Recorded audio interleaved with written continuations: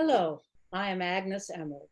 On behalf of our Convention 2020 Social Action Team, welcome to our program, Social Action, Social Justice. Is it in our Torah, our DNA, or both? Our thought-provoking panelists are Rabbi Cheryl Peretz, Associate Dean of the Ziegler School of Rabbinic Studies, Sarah Bresnik-Tenon, Executive Director of the DC Volunteer Lawyers Project, Dr. Mark Swattez, Executive Director, and Rebecca Fletcher, Jewish Educator of the Ark. After our formal presentation, each of our panelists will be in a separate chat room. Please join them for any questions. Rabbi Cheryl Peretz is the Associate Dean of the Ziegler School of Rabbinic Studies, where she also received her ordination. She holds her MBA in Marketing Management from Baruch College and helps bring those skills and expertise into the operational practices of rabbis and congregations throughout North America. I am pleased to welcome Rabbi Cheryl Peretz. Thank you, Agnes, and good afternoon to everyone. I wish we were meeting in person, but this is the second best thing, so glad that we could meet in one another's homes. And I want to begin this afternoon by introducing you to 5 special women in my life. I'm not talking about my grandmother or my mother or my aunts or my sisters or even my niece, but these are 5 women who have served for me as role models and inspiration about the right and the good and about the Jewish responsibility to act for justice. I first met these women years ago, and each time I encounter them, I realize that I have so much more to learn from them. So who are these 5 women? Their names are Machla, Noah, Hogla, Milcha, and Tirza. Some of you might be familiar with them as they are known as the Bnot Zlofchad, the daughters of Zlofchad. And their amazing story unfolds in just 11 verses in the book of Numbers. The story is told that there's a census taken telling the number of men in order to allocate the land of Israel to each one of them. And the text mentions these 5 women and mentions them by name. Their fathers just died, and according to the existing Torah law, only sons could inherit their father's land. But this man didn't have any sons. He only had 5 daughters. And recognizing that law and feeling the dissatisfaction with receiving no inheritance from their father, the 5 sisters brought themselves in front of an all-male tribunal. And they stood in front of Moses, they stood in front of Eleazar the priest, before the leaders and all the congregation at the entrance of the tent of meeting, and made their case. With temerity, they came asking for justice for themselves, and not only for themselves, but for all the fatherless husbands and husbandless women who would follow them. And they spoke out saying, although our father died in the wilderness, he was not in the company of those who were rebellious like Korah, and he did not die of his own sin, and he had no son. So therefore, Moses, therefore people, his possession should come to us. We should be allowed to have this land. These 5 vulnerable, and I would add venerable, women whose father had recently died approached the entire community in public and challenged them to see new pathways of equality and justice. But they don't just challenge the law or complain about the law or even demand that the law be changed. And the Talmudic sages pay them such homage that they say their wisdom is what changed the world. Because these daughters bond together, granting each other strength, not acting in a hierarchical way. In fact, the text tells us, the rabbinic commentaries, that each one said one phrase as if they were speaking in one voice. They were so intentional, about the way they presented their request in a non-threatening way, reminding people that this was not simply about feminism, but it was about continuity and it was about justice. And their language reflects both a deep respect for the law and a challenge to find new paths. They utter the words, Lama yigarash shemei avenu mituch mishpachto ki ein lo ben. Why should our father's name be lost to his clan just because he had no son? They reframe the challenge as a question, as an opportunity for soul searching and application. And Moses hears this, and rather than just simply answering on his own, he refers their revolutionary question to God. And God's reply is, the daughters of Zelophehad speak justly. You should indeed give them a hereditary holding among their father's kinsmen and transfer the father's share to them.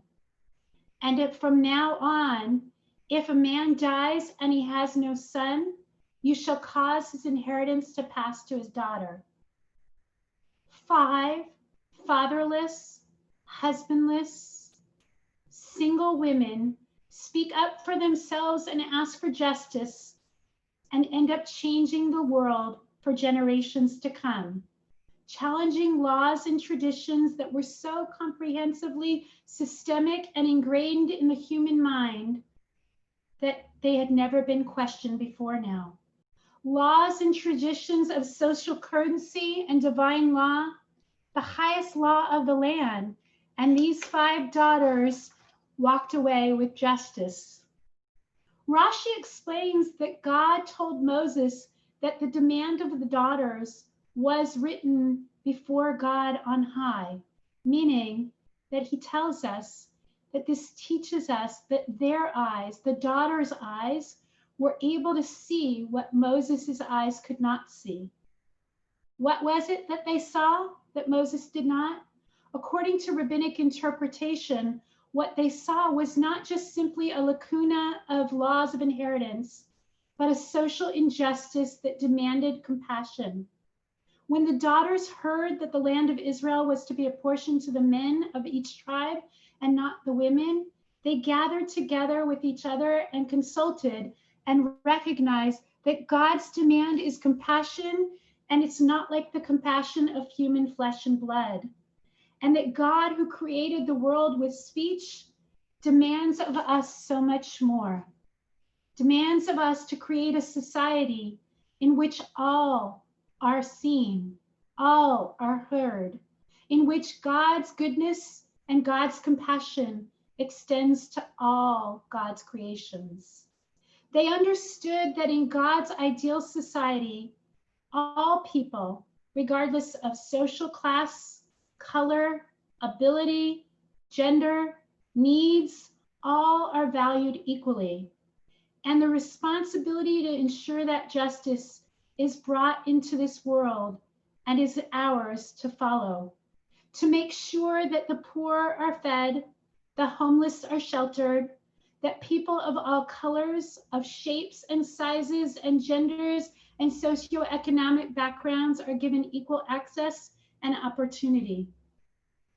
As we gather today, we stand at a critical moment of our history. And like the daughters of Zelophehad, we're watching in so many different arenas, so many different venues where individuals are coming forward to tell their story, each one speaking his or her truth, combining to a greater cultural narrative, helping us to see that which we are not always able to see, a deep-rooted history of abuse, bias, and harassment. And these 5 women are calling upon us to weave our story together, to recognize that for those who have no advocates, it's time for us to step up and not only be their advocate, but to make the justice for them. And it's time for us to become the daughters of Zelophehad, and in this moment to call out injustices and to eradicate racism, food insecurity, poverty, domestic abuse, xenophobia, homelessness, gender bias, equal access for individuals with different abilities, and the list could go on. Our panelists today are people who have devoted their life's mission to exactly this work. And I hope that you'll see, as I will, that they're going to help us identify the issues, see the needs, and inspire us to act. And in the end, the work is indeed ours to restore the justice to all that Rashi taught us that God always intended. Thank you so much, Rabbi Peretz. Sarah Bresnik-Tenen is the executive director of the DC Volunteer Lawyers Project, a legal services organization in Washington, D.C. that provides free legal representation to low-income domestic violence victims and at-risk children. Ms. Tenen, a trained mediator and forensic interviewer, earned a law degree and a master's degree in social work from Case Western Reserve University, and a BA in psychology and women's studies from the University of Rochester. Please welcome Sarah Bresnik-Tenen. Thank you so much, Agnes. I'm so grateful for the opportunity to be here with all of you today. Chrissy came into our clinic one afternoon just as we were closing. I have a policy of never turning a victim away, even if I'm walking out the door when they arrive, even if it means meeting with the person on the front steps of a building that's closing. I know that for someone leaving an abusive relationship, just getting up the courage to come to a clinic is huge. I have a personal vow to never turn one victim away. So Chrissy arrived at 4:05 on a Wednesday afternoon, 5 minutes after our clinic closed, with a stack of court papers in her hands. I sat down with her and she told me the following. Chrissy was 16 when she met her abuser. He was 29. She had grown up with a drug-addicted mother and an incarcerated father, a pretty tough draw when it comes to a childhood. She bounced in and out of foster care, and when she was 15, Child Protective Services placed her back in the custody of her mother. She couldn't stand the abuse, and despite desperately wanting to finish school, Chrissy ran away. That's when she met Dee. Soon after their meeting, Dee started trafficking Chrissy. Initially, he was her pimp, and then they became romantically involved. Not long after that, the relationship turned violent. When Chrissy was 19, she became pregnant. The violence worsened. Dee threw her down the stairs twice while she was pregnant. The first time, she was bleeding so much, she ended up in the hospital. When she was 6 months pregnant, he strangled her to the point where she lost consciousness. She woke up in a bathtub. 2 weeks before she went into labor, Chrissy decided she was done. She was going to leave. While Chrissy was in labor at the hospital, Dee made his way into the hospital room. As she was lying there in a hospital bed in active labor, he jumped on her. He started beating her. The nurses had to intervene. The police were called, and Dee was finally arrested. Chrissy gave birth early the next morning to a beautiful baby girl. It won't surprise you to know that her baby was born without crucial bones in her legs that required both to be amputated shortly after she was born. I never knew for sure if the baby's injuries were as a result of the abuse that Chrissy suffered during her pregnancy, but it's hard for me to believe that they weren't. Chrissy came to our clinic when her daughter was 4 weeks old. Her daughter was still in the hospital. Dee had been released from jail and he filed for custody, apparently the very next day. I'm pretty sure when Dee learned about the baby's disability, he saw dollar signs in the form of a Social Security disability check. So he filed for sole custody.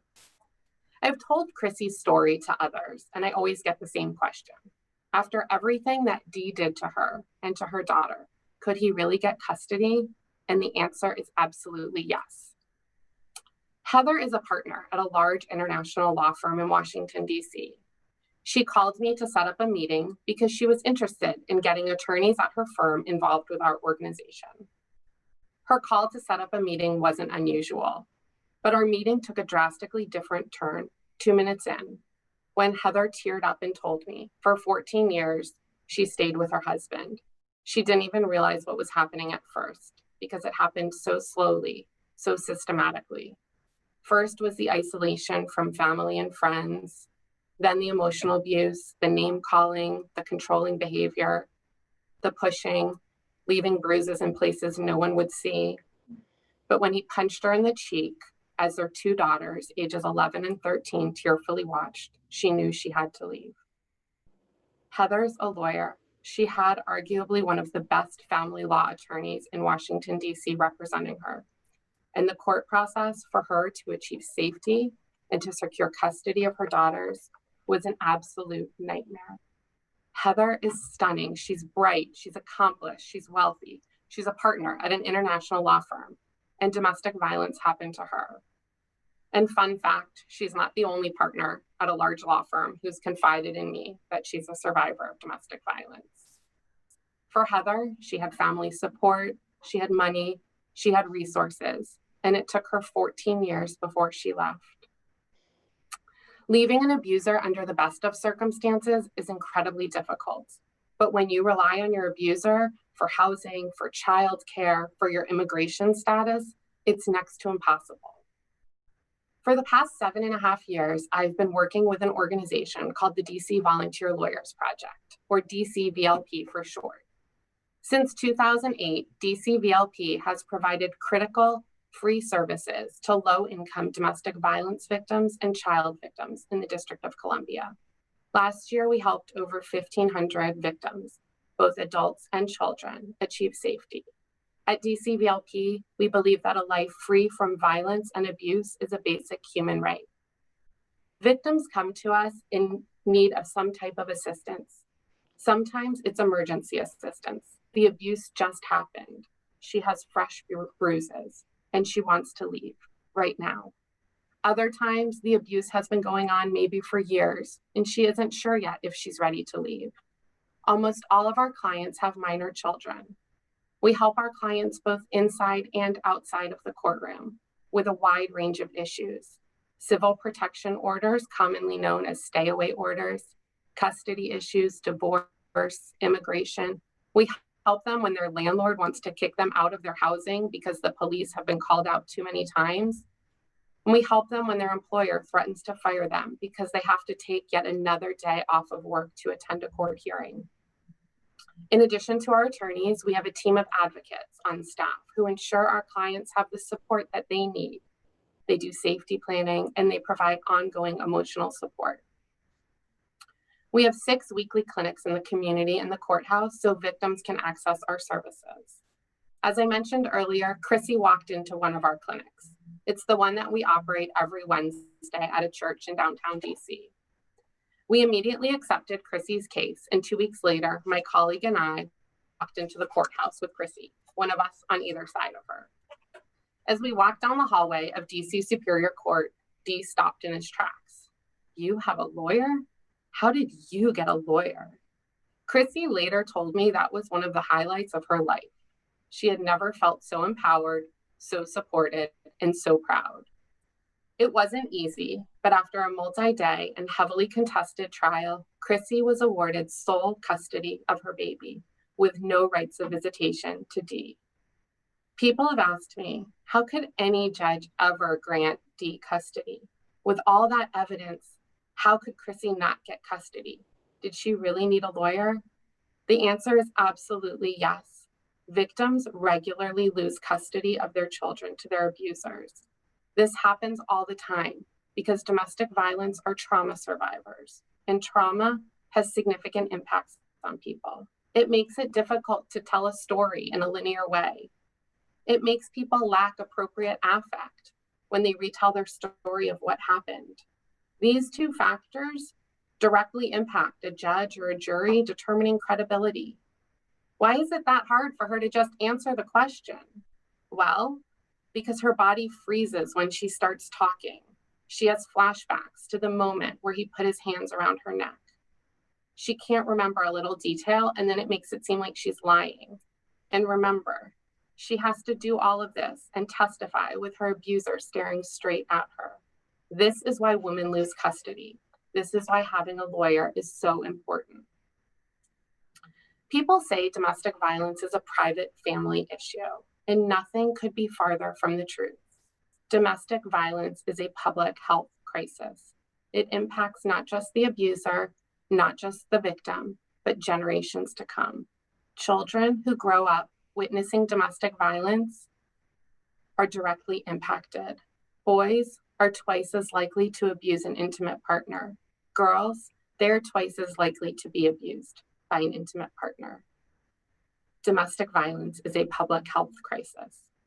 4 women are murdered every single day in the United States by a current or former intimate partner. Here's a shocking statistic many people don't know. 6,488. It's the number of American troops who were sadly killed in Afghanistan and Iraq between 2001 and 2012. The number of American women murdered by a current or former intimate partner during that same time, 11,766, almost double. 1 in 4 women will experience severe violence by an intimate partner in her lifetime.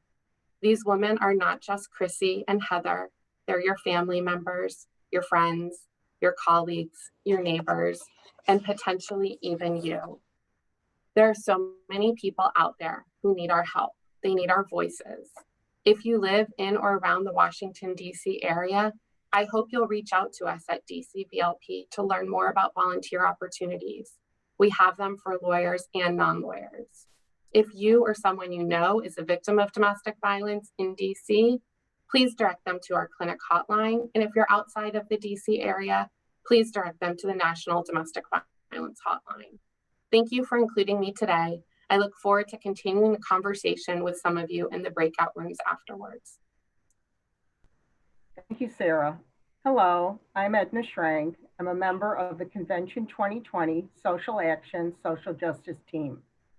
Dr. Mark Swatez is the Executive Director of the ARC, a poverty agency providing wraparound services, medical, dental, food pantry, homeless shelter, mental health, financial and social services to Chicagoland Jews in need.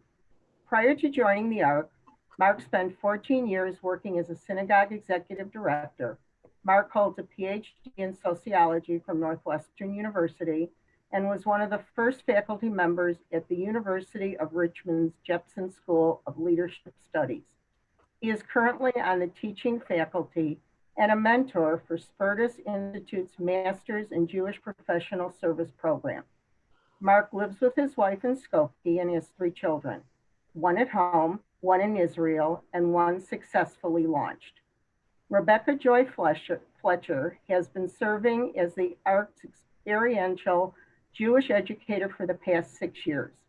The first person to hold this position, Rebecca administers and runs all group volunteering programs, family volunteering programs, and ARC on the Road, lectures, workshops, and programs. Throughout all these activities, Rebecca's goal remains the same, to educate and emotionally connect Chicago's wider Jewish community to the ARC and to its clients, their challenges, triumphs, and dreams. At the heart of all things, Rebecca is a dual commitment to creative expression and vibrant Jewish life. Rebecca moved from Brooklyn to Chicago with her husband 7 years ago. I'm immensely proud to welcome Dr. Mark Swatez and Rebecca Fletcher. Hey, Rebecca. Hey, Mark. How's it going? It's going well. How are you? I'm It's nice good. to see I wish I could see you in person. you. I know it's been a long time. I know, for real. Hey, so I think we're supposed to introduce ourselves. Yeah, we're both recovering synagogue professionals. So why don't you go first? The badge shows it. I love that phrase. So yeah, and I think that's relevant to our listeners today. So my story, not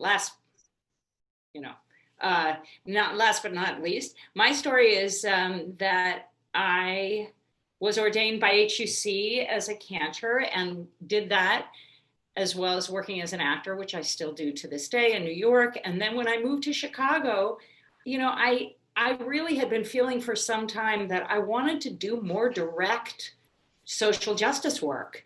And I could as a cantor, but not with most of my energy. And this position came along at the Ark, and I was so excited to find it. I feel that my role, and it extends to today, to everyone listening today, is to serve as a bridge between our clients, between the goals and the mission of the Ark, and the community at large. So I'm delighted to get to wear this badge. Yeah. And as you know, I was a synagogue executive director for 14 years. Yeah. It was one of my responsibilities was always to do those dues adjustments to help people, come up with the amount of dues that they were going to pay. And for many, many years, that was always $500 off, or I can only pay $1,000 a year. But as 2008 hit in that first financial crisis, the stories all started to change. And they became, last year I was making a 6-figure income. I was making a mid 6-figure income even. But this year I can pay nothing. And I'd say, well, we'll take $500 off. They said, no, you don't understand. I can't pay anything. And I started to realize, I'm missing something. And these conversations became very, very painful for me, very, very difficult, and very, very meaningful as well. And it was in the midst of all that I realized that I needed to make a change. I needed to do something more. So I found my way, very, very fortunately, to become the executive director of the Ark. But why don't you tell everybody a little bit, about the Ark? What's the elevator pitch when you meet somebody and they say, tell me about what is it? We have a slow elevator at the Ark. So here's my elevator pitch. We're almost 50 years old. And I mentioned that first because I'm very proud of that we continue to exist because of the devotion and the participation of the wider community in Chicago. That's why we're almost 50 years old. I like the phrase, it's one of the phrases we use, that we try to be a safety net for Chicagoland's Jews in need, right? I love that image because they're gonna fall, right? Like life gets really hard, but we're gonna try to help them from falling all the way. That's our goal. So that's why we offer wraparound services, which in simple language means as much as we can possibly offer to help folks become self-sufficient and self-reliant, right? We serve about, on average pre-COVID, these are pre-COVID numbers, about 4,800 clients a year. On average, people are with us for 2 years. And I say that with emphasis because some of our clients, and I'm proud of this also, some of our clients are with us for 30 years, have been, and some of our clients come, leave, and come back again. And I think we'll talk about that in a bit with COVID. I guess the last thing I want to say in our elevator pitch is, or mine, is that we really care about the wholeness of our clients. It's nice. I wanted to ask you, so this is fine and dandy, and I hope reasonably entertaining to our listeners, but there are folks from all over the world, I think certainly nationally, who are participating in this. And like, what can we offer? What can we share with everyone listening that might really be most relevant for them? I think the reason that we were invited here is because the national Jewish community as a whole is kind of waking up to the issue of Jewish poverty. And I think Jewish is the key word here, is that there are poor Jews out there who really need help. And, this was old news back in the days of immigration 100 years ago, when all the organizations were being formed, all the Jewish welfare services and the child services and the vocational services, and eventually the federations. All of those organizations were really formed to help poor Jews to come in, from the shtetls and from Eastern Europe, and help to integrate them into society and bring them up. And on the whole, they were very, very successful at doing that. World War II came, and the Jews kind of moved from the city to the suburbs. And as that happened, the Jewish community, all these organizations started transitioning themselves away from, well, why are we only serving the Jewish community? Why don't we start serving the broader community as well? Because, we're doing a really good job and the Jewish community is doing great. And that was certainly true in Chicago as well. And then, right around in the late 60s and the early 70s, some rabbis and some people at the Federation were looking around Chicago and they realized, everyone's sort of moving out into the suburbs, but there are some people who are really being left behind. And it's those people who were left behind that really needed the services more than anybody else. And so in 1971, 50 years ago, we're celebrating our 50th anniversary, the ARC was formed. 10% of the Jewish community is still poor. On average, certainly in Chicago, it's right around 10%. And these folks really do need a very special kind of services that we're offering. Now, the trick is, of course, if the ARC only serves the Jewish community, and that's something that really makes us very unique. And all these other cities are now coming back around, as I said, to the issue of Jewish poverty, and they're saying they're starting to form food pantries. And how do we give up financial assistance? And they're struggling with issues of, well, how do we know who deserves the financial assistance, and how much should we give them? And, should they be paying for our services, or should it be free? All these kind of issues that are really critical when you're providing services. And especially in these days of COVID, when it hit, we all saw the lines down the street for food pantries, people waiting for food. And I think a really important thing to know is that was happening for the Jewish community as well. As you said, at the ARC, we're serving, over 4,000 clients, 100 people a day, 1,000 people a month, the numbers that are very, very large and easy to really feel what it means. 1,000 Jewish people a month, coming to us for assistance.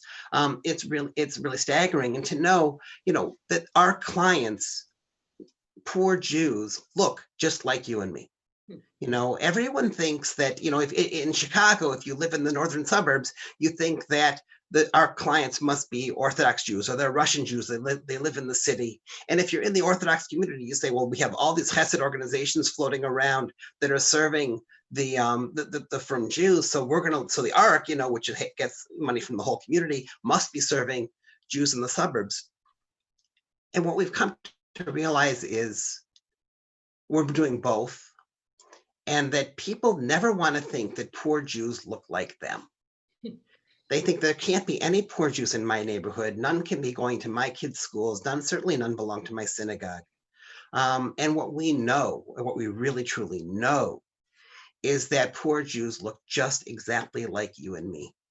And as the community nationally wakes up to that fact and starts to say, we need to dedicate our resources to serving poor Jews, to helping those who are most vulnerable in our community, as well as in the broader community, because that's also very important. But let's not do the broader community at the expense of our own community. What do we do? And that poses a lot of challenges as well, because we want to serve everybody. And it hurts with funding, because if you want to get federal funding or state funding, you have to serve everybody who walks in your door. So how do you manage those issues? But these are all questions that we have answers for, or choices that we make, and so that we can move forward and really do all the things that we do. So that's I think why we're here. But why don't you talk now about what it is that we actually do? Oh, right. There's that. Yeah. Well, I want to shout out Rabbi Peretz's opening remarks, because she really set us all together within the context of Torah. And so I want to continue in that vein and say that, Torah teaches us that there are two primary ways to help. Acts of tzedakah, which really technically means to give money. The world wouldn't function without it. And acts of chesed, to give of yourself, of your time, of your energy, your hands, your ears, your muscles. And so a wise rabbi in our community indirectly taught me this phrase, which I love, that I'm going to use right now, which is that the ARC isn't primarily a tzedakah organization. We're actually primarily a chesed organization. So don't get me wrong. If folks could see the numbers, we give away a ton of money, a ton of food, literally, a ton of medicine. We give away, in terms of tzedakah, a ton. But why do I say, and why do I love that phrase, that we're primarily a chesed organization? Because our real goal is to give of ourselves, and that's why we have the wraparound services we have. So what do we have? That's why we do benefits analysis and financial assistance. That's why we have a wide range of medical capacities, including an adult dental clinic etc. That's why we have a pharmacy, an extent, all in a deceptively large building. That's why we have a homeless shelter. We have all of these things and more because we want to try to address as I said before, the wholeness of our clients. And what's the essence of that chesed? It's the human connection, really. Like, we're not just giving stuff or even giving dental help. We care about connecting to the humanity of our clients. I've seen it over and over. I see it in our case managers, our social workers, who really are the captains of our ships, and so that's the essence of what we do, is the connection with our clients. Mm-hmm.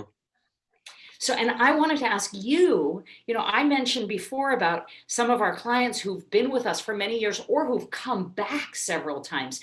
I know you've heard some of these unbelievable stories of clients, and especially in this COVID time. Is there any story in particular that folks might want to hear that you could share with us? Yeah, there's a story that's going on right now that, as we were talking about, putting this together, that really struck me as one that we have to tell, because I really think it does touch on all the elements of the ark. It's a story in 3 parts. So that, it's a story of how they first came to the ark, and then there's this transition period, and then there's what's going on right now. So as I tell the story, keep that in mind. It's a story about a family of 4. There's a father and a mother. There is a grandmother, the mother's mother, lives with them, and then they have a 6-year-old daughter right now. So they live on the south side. They came to us several years ago. The father was unemployed. The grandmother was sick, and they needed a lot of different services. So we helped them get their benefits. We did benefits analysis. We helped them sign up for Medicaid and get their food stamps. We helped them with rent. We often, we paid, we do a lot of rent, and we did some job counseling, and we did some help the father with an employment search, and he found a position in a factory, which was fantastic. He worked the night shift, and they were doing fine. Everything was going well. We had done our job. That was the 2-year kind of thing of really stabilizing them and getting them to a certain place. Then it's less than a year ago. Really tragically, the father had some cancer. And so he took some leave of absence. He went on FMLA, and he took a leave of absence to have his cancer treated. And that was all paid for then. He did those things, and he took care of that. Now, while the father was getting treated for cancer, their daughter, was 5 at the time, was diagnosed with some cognitive issues, and we were able to help get her placed into a therapeutic day school, which was terrific. And that's to catch it at a young age and to get her treatment at a young age, and we were really proud of that. And eventually, the daughter, she's in school, and the dad's back to a place where he can begin work again, and so we got them stabilized yet again. And then March came, and COVID-19 hit, and everything went up in the air because, and this is really, the mom got COVID and she passed away. All right. Yeah. So now we're left with a grieving family of the mom's mom, the husband, who is only related through his now passed away wife, and this daughter. We helped with funeral assistance. They couldn't afford the funeral, so we made sure they had the funeral. We made sure they had food. We made sure they had meals. We got grief counseling for the father right away. But now the daughter's out of school because all the schools closed, and he already used up his FMLA when he had cancer, so he's now, he can't take FMLA and all the paid time off and everything. So he's furloughed. There's no money coming in anymore. And it's just all bad. The grandmother is grief stricken. And the mother, who used to stay home and take care of her elderly mom, is no longer there to do that. The husband is taking care of the daughter. So we ended up getting a caregiver for the family to help with the grandmother. And most importantly, was the little girl who really needed assistance. And the hardest piece of the whole puzzle was finding a therapist to work with the little girl. It wasn't going to happen over Zoom. So we had to find someone who was willing to go in to the house and work with the daughter during this crisis. And that's managed wonderfully enough with somebody who's actually affiliated with their school. So that was really nice for that weekly counseling. So right now, the family is still reeling. We're paying their rent on a monthly basis. And we're just going to be there for them, making sure that all these services continue. You know, we're the safety net, like you said earlier, we're acting as a safety net for them, really supporting them. They've fallen really, really hard, but they're not going to fall anymore. We're going to keep them going, because the process happens and time happens, and the world will get back to normal, and so will they, in a new normal that, you know, they'll do what they have to do. That's why I'm proud of working at the ARC. That's right. That's right. Thank you, Mark. So I think that's all we have to say. So I want to thank everybody for inviting us here, and we look forward to speaking with everyone in breakout sessions if you want to come and join us. Thank you all. Thank you, Mark and Rebecca. Women's League members have been diligently making fleece blankets and t-shirt shopping bags for our social action project. I am happy to present the blankets and the bags to Mark and Rebecca for distribution to the ARC clientele. Thank you all for making this a reality. Thank you. Thank you so much, Edna. I was so moved by what all of you said, and I wish that we had time to delve into more of what each of you do and to ask a whole long list of questions that I had in my mind. But I'm aware that our time is limited. And so keeping in mind that the goal of this program was really to ask the question of what's the Jewish makeup of the responsibility to justice? What's the Jewish DNA, right? Is it part of who we are? I want to just ask you to reflect a little bit on any part of the following, right? In what way your own Jewish identity is a part of the work that you do, or it has been influenced by the work that you do, how you think of your work specifically as a responsibility of the Jewish community, and or for our listeners at home, what would you want them to do as a next step to either involve themselves in the kind of work you do wherever they might live, or even in any other work of justice that might move them to get involved? So Sarah, would you like to start? Sure. So while DCVLP is not a Jewish organization, my Judaism and related values are always at the forefront of my mind, and they impact decisions that I've made professionally and decisions that I make in my work at DCVLP. And I think probably like many of you out there, my life has certainly been driven by the concept of Tikkun Olam from a very young age. On another note, I like to believe that it was not a coincidence that almost 30 years ago, my parsha for my bat mitzvah was Shoftim. And that parsha ends with Tzedek, Tzedek, Tirdof, justice, justice shall you pursue. And while I was 13 at the time, I'm fairly certain, I didn't know at the time how impactful that quote would be for me. So I have always felt like I would devote my career to repairing the world in some way. And I think I continue to do that with the goal of seeking justice and being a voice for vulnerable individuals. And I think what I would say to all of the women out there listening and participating today, domestic violence crosses all races, all religions, all socioeconomic status, and Jewish women are not immune to it. And the statistics that I cited earlier apply to our community. And I participated in a panel once about the power of purpose. And I think that that's really relevant here, right? Using your voice. If your issue is domestic violence, there's plenty of work to do in terms of educating and supporting women in our community. Whatever it is that's your thing, find your thing, use your voice to make a difference for our community. Great, thank you. Mark, would you like to go next?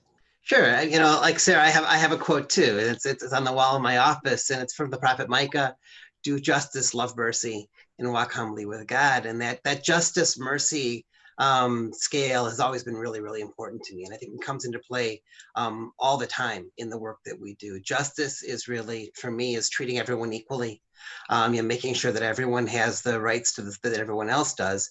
And mercy is the opposite, which is treating everyone unequally, really doing what people need in order to make sure that they get the services they need, treating them as an individual, even if that means that they get something that someone else might not get. And we have to, of course, the quote from Mike is that we have to hold those two things in balance, keeping treating everyone equally and being merciful. And at the Ark, we always land on the side of mercy.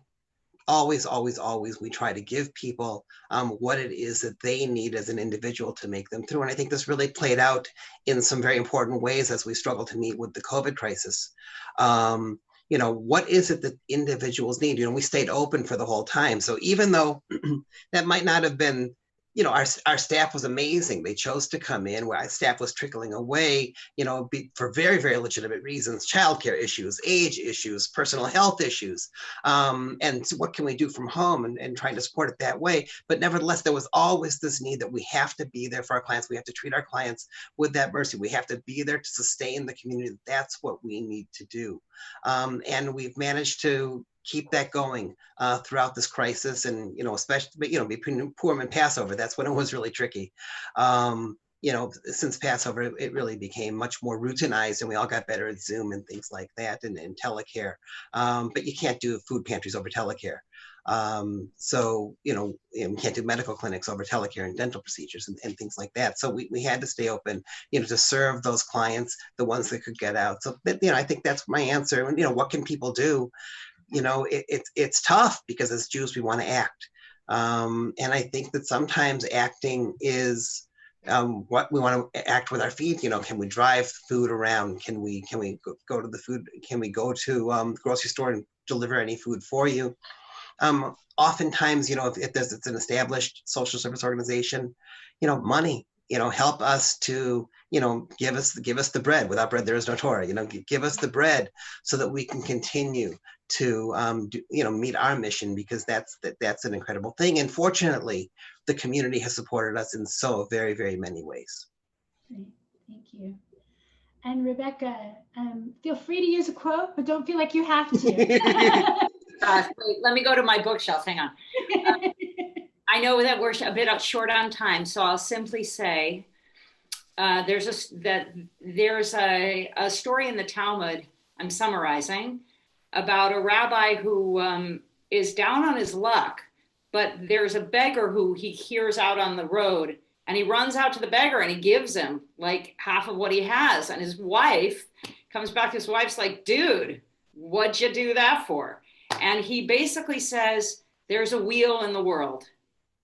And what does he mean? He means, I might be right here on the wheel. Like, I'm not great and I'm not terrible, but who knows where I'll be tomorrow. And the reason I say that is that so many of us, when things are going well for us, it's such a normal human response to feel, I'm not that. But what Judaism teaches us is that there is a wheel in the world. We see it all now during COVID. And because we don't know where we'll be tomorrow, and we don't know where someone else will be tomorrow, all the more reason that we, for our own sake, right, and for everyone else's, have an ongoing responsibility to care for each other. It comes down, what Judaism is telling us is at the most egocentric level, even for that reason, we need to care for others, because we don't know where we'll be. And for that reason too. So that drives me. Great. Thank you. Thank you. Friends out in your homes, I want to build on that as we conclude, because there are two things that have been sitting with me during this time of COVID that I think our panelists have each spoken to so beautifully in different ways.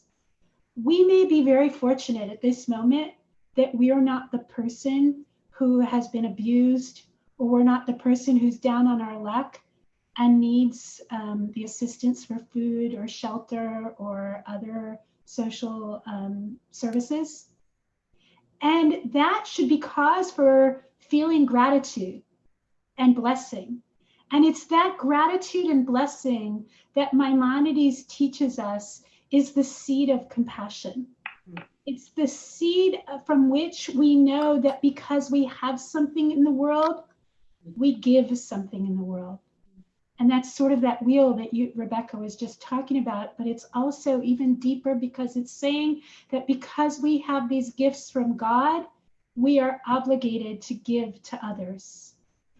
But I want to go one step further, because if we looked at the long list of isms that need work in the world, racism, sexism, we can use that euphemistically, xenophobia, poverty, food insecurity, all the things that we mentioned at the beginning and even more.